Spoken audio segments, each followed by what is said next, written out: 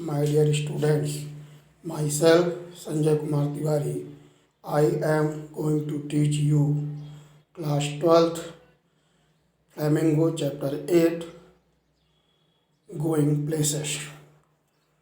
Going Places summary will help you get a better understanding of the story written by A.R. Barton.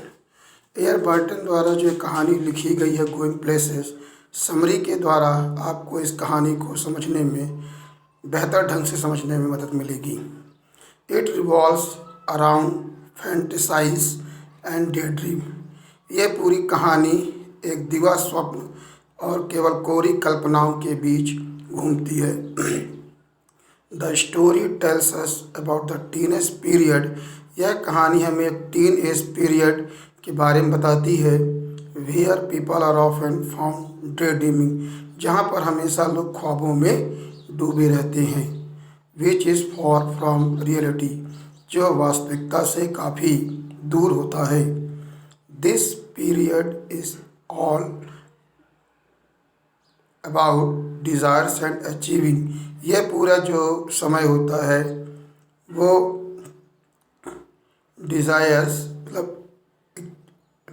और achieving, आपकी इच्छाएं क्या हैं, ऐसी इच्छाएं जो कभी अचीव नहीं हो सकती या ऐसे इच्छाएं जो अचीव होना इम्पॉसिबल है, ऐसे इसमें हमारी डिज़ायर्स होती हैं।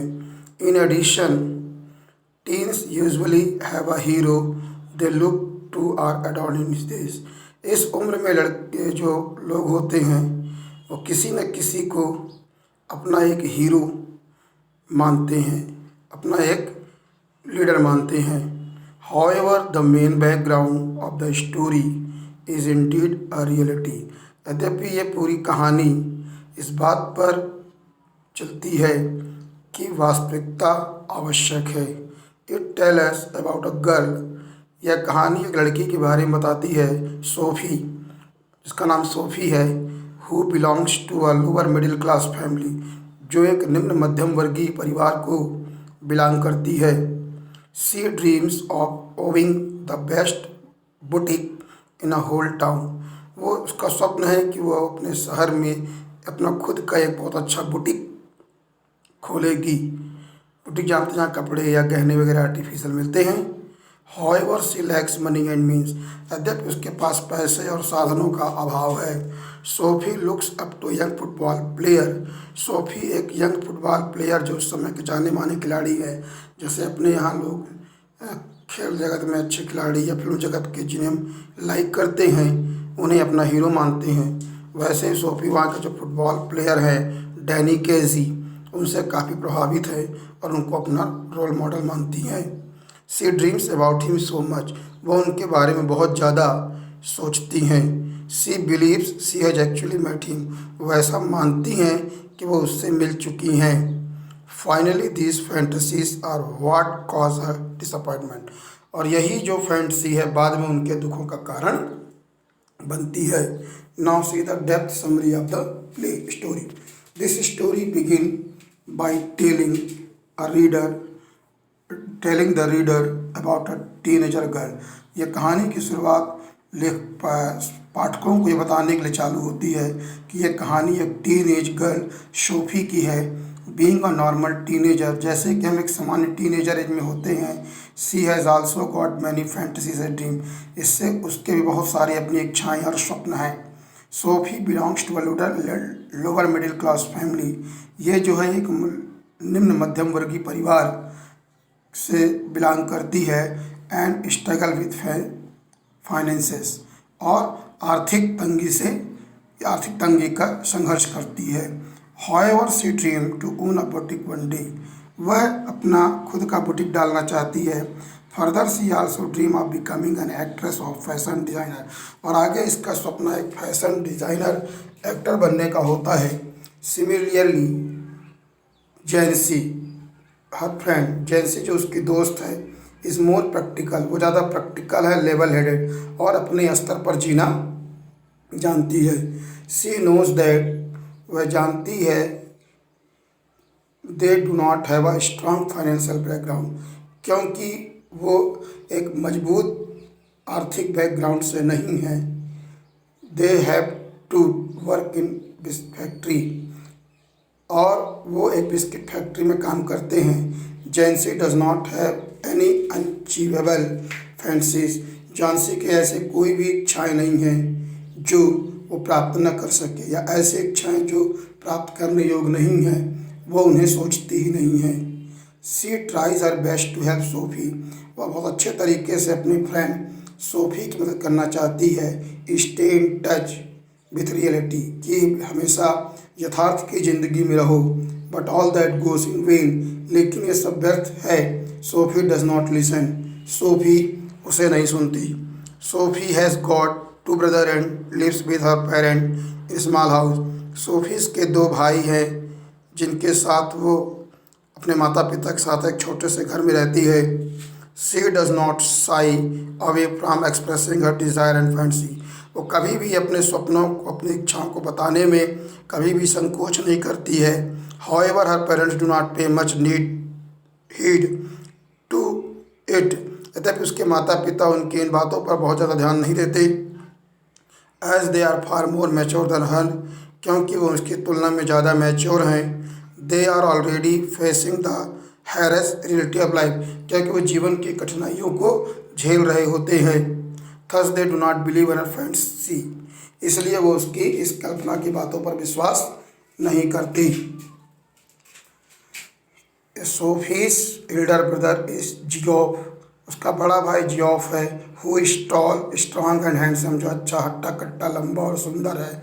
एंड रिमेन रिजर्व, और वह थोड़ा सा रिजर्व नेचर का है। So is sort of fascinated by her Elder brother, इसलिए वो अपने भाई के व्यवहार से आकर्षित होती है। It is so because his silence make her jealous, क्योंकि उसका भाई शांत रहता है जिससे उसके मन में जलन होती है। एंड वंडर्स, और सोचती है। वाट ही कीप्स थिंकिंग अबाउट, कि उसके दिमाग में क्या चल रहा है या क्या सोचता है, गुमसुम क्यों रहता है। Further we learn that Sophie is always fantasising about young Irish football player Danny Casey, आगे पता चलता है कि ये हमेशा जो है एरिस के फुटबॉल प्लेयर डैनी क्रेजी के बारे में ज़्यादा सोचती है। She has seen him in a play, उसने उसे गेम में देखा था, खेल में देखा था। नंबर ऑफ मैचेस, वो मैच उसके मैच देखती थी और उस मैच में ही उसने उनको देखा था। And thus start liking him, और वो उनके बारे में सोचने लगती है। As she is always living in her fancy world, इसीलिए हमेशा उनके ख्वाबों की दुनिया में वो जीती है। मेकअप स्टोरीज अबाउट हिम, और उनके बारे में बहुत सारी कहानियाँ बनाती है। In one made up story, उनकी एक स्वनिर्मित कहानी में she tells her older brother, वो अपने बड़े भाई को बताती है कि of that they meet one day in street, कि उन लोग एक दिन एक गली में मिले थे। Being more sensible, Jiyob does not believe her story, चूँकि वो काफ़ी भावुक और संवेदनशील व्यक्ति है, इसलिए वो अपने बहन की बातों पर ध्यान नहीं देता या उनकी बातों पर विश्वास नहीं करता। ही फील्स, वह महसूस करता है। इट इज़ हाईली अनलकली, वह बहुत ही दुर्भाग्यपूर्ण बात है। That she just met such a sensation in the state just like that, कि जिस तरह की बातें कर रही हैं ऐसा संभव नहीं है, केवल ये उसकी कल्पना है।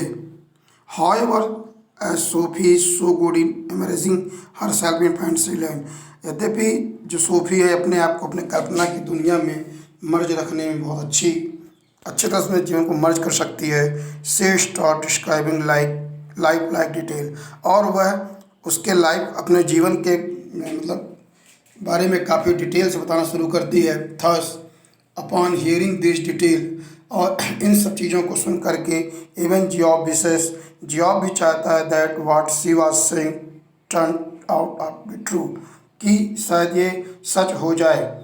सी even goes on to say that they will meet again, और आगे बताती है कि they will meet again as Danny has promise her, कि जब वो मिली है तो डैनी ने उससे प्रॉमिस किया है। Thus Sophie immerse herself so much in make believe stories, और इस प्रकार से उन कहानियों पर ज़्यादा विश्वास करने लगती है अपने। That she start thinking of it is true, और ये मान कर कि ये कहानियाँ उसकी सच हैं। She keeps waiting for Danny to arrive, और वह डैनी के आने का इंतज़ार करती है। बट अलॉस, लेकिन दुख की बात यह है कि ही डज नॉट, वह नहीं आता। थस इस प्रकार से on the way back she is thinking about how Dan is not turning up will disappoint you, कि वो सोचती है कि मैं भाई से बोल के आई थी कि डैनी मुझसे आज मिलने आएगा, और जब मैं जाके बताऊंगी कि डैनी मुझसे नहीं मिला तो मेरा भाई कितना डिसअपॉइंट होगा। Nonetheless, she still keep fantasizing about him and believe they will definitely meet, और वह इसलिए अपने फैंसी वर्ल्ड में रहती है और उसे पूर्ण विश्वास रहता है कि एक ना एक दिन हम मिलेंगे जरूर। Going places summary we learn about the new fantasies of teenagers. इस कहानी के द्वारा हम ये देखते हैं कि जो टीनेजर्स होते हैं किस तरह से कल्पना की ज़िंदगी में जीते हैं।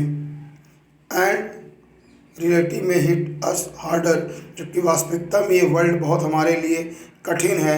फुल ऑफ कंप्रोमाइजेस, बहुत हमें इस लाइफ में बहुत सारे हमें समझौते करने पड़ते हैं।